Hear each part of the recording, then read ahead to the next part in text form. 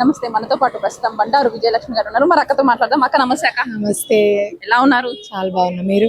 బోనం అక్క, ముందుగా హ్యాపీ బోనాలు. మీ అందరికి కూడా హ్యాపీ బోనాలు. లెజెండ్ టీవీ ప్రేక్షకులకు కూడా హ్యాపీ బోనాలు. నాకు అసలుకి ఈ రోజు జరిగే కార్యక్రమం అసలుకి చాలా రోజుల ఏండ్ల తర్వాత జరిగిందని కూడా ఇక్కడ వాళ్ళు చెప్తున్నారు. మరి కుర్మ కమ్యూనిటీ నుంచి 150 బోనాలు తీసుకురావడం అనేది ఎలా అనిపిస్తుంది? చాలా సంతోషంగా అనిపిస్తుంది.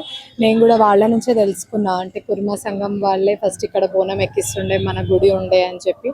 కాబట్టి చాలా సంతోషం అనిపించింది. అంటే ఏండ్ల తర్వాత వాళ్ళ డాక్యుమెంట్స్ పెట్టుకొని దాన్ని గుర్తుపెట్టుకొని ఇట్లా మన సంస్కృతిని ఏ విధంగానైనా కులంకి మతంకి సంబంధం లేకుండా హిందూ సంస్కృతిని ముందుకు తీసుకురావడం, దాని ముఖ్యంగా తెలంగాణ సంస్కృతిని ముందుకు తీసుకురావడం అనేది చాలా సంతోషమైన విషయం.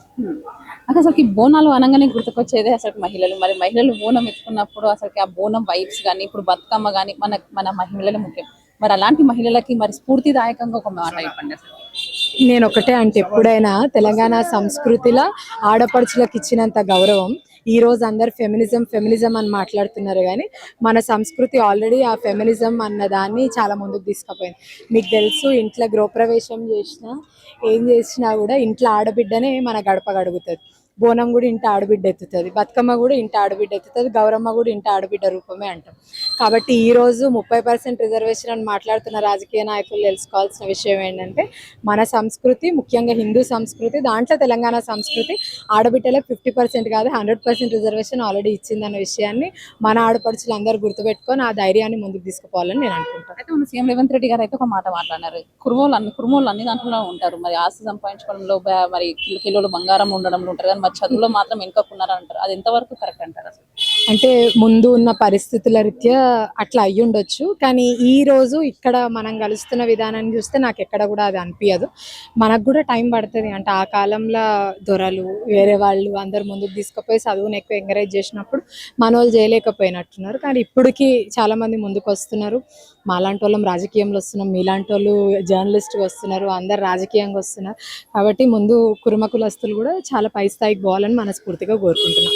అంటే మన దత్తానంద గారికి చూస్తుంటేనంటే ఎక్కడ చూసినా, ఏ ఫెస్టివల్, ఏ క్యాస్ట్ పిలిచినా, ఏ కమిటీ వాళ్ళు పిలిచినా అన్న వాళ్ళు వెళ్తుంటే తర్వాత నెక్స్ట్ అసలుకి మా అక్క తీసుకొస్తుంది అని అన్ని చెప్పొచ్చు.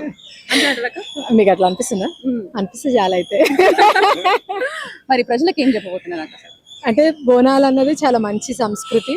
అమ్మవారిని మన ఇంటి ఆడబిడ్డగా మనం ఇంటికి పిలుచుకుంటాం. ఆమెని అట్లాగే శ్రావణ మాసంలో వాళ్ళ అత్తగారింటికి సాగనంపినట్టు వరలక్ష్మి వ్రతాలు చేసుకుంటాం. అట్లా ప్రతి పండగను కూడా అమ్మవారిని మన ఇంటి ఆడబిడ్డగా చూసే సంస్కృతి మనది.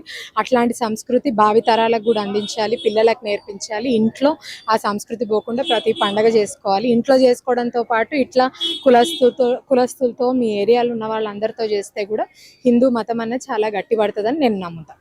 అట్లయితే చూస్తుంటే ఈ కాలంలో అంటే మనకు ఒక 2-3 months నుంచి చూస్తుంటే మనకి చిన్న పిల్లల ఆడపిల్లల మీద మరి అలాంటి అత్యాచారాలు చాలా ఎక్కువైపోతున్నాయి. మరి ఎలాంటి పరిష్కారం చేయొచ్చు కదా దీని గురించి అసలు? మరి అదే అంటే ఇంట్లో మగపిల్లలకు కూడా ఆడపిల్ల ఒక దైవ స్వరూపం అని నేర్పియడం, అక్కడి నుంచి ఆడపిల్లని గౌరవించడం. ఇంట్లో ఆడపిల్లలే వంటింటికి పరిమితం కాకుండా, ఇప్పుడు మనం మామూలుగా గ్లాస్ తీసుకురా అంటే ఫస్ట్ ఇంట్లో ఆడపిల్ల మగపిల్లాడు ఉంటే ఆడపిల్లకే చెప్తాం, అమ్మ ఒక గ్లాస్ నీళ్ళు తీసుకురా. అట్లా కాకుండా ఇంట్లో మగబిడ్డకు కూడా చెప్పాలా, అరే పోయి నాకు ఒక గ్లాస్ నీళ్ళు తీసుకురా అని చెప్పాలి. అట్లాగే ఈక్వల్గా ఇంట్లో మగపిల్లాడు ఉంటేనే బయటికి పోయి పాల ప్యాకెట్ తీసుకురమ్మంటాం. అట్లా కాదు, ఇంట్లో ఆడపిల్లకు కూడా చెప్పాలి. అంటే చేతిలో 100 రూపాయలు పెడితే ఆమె ఎట్లా ఖర్చు పెట్టాలో ఆమెకు తెలియాలి, బయటికి పోయే ధైర్యం కూడా మనం ఇవ్వాలి.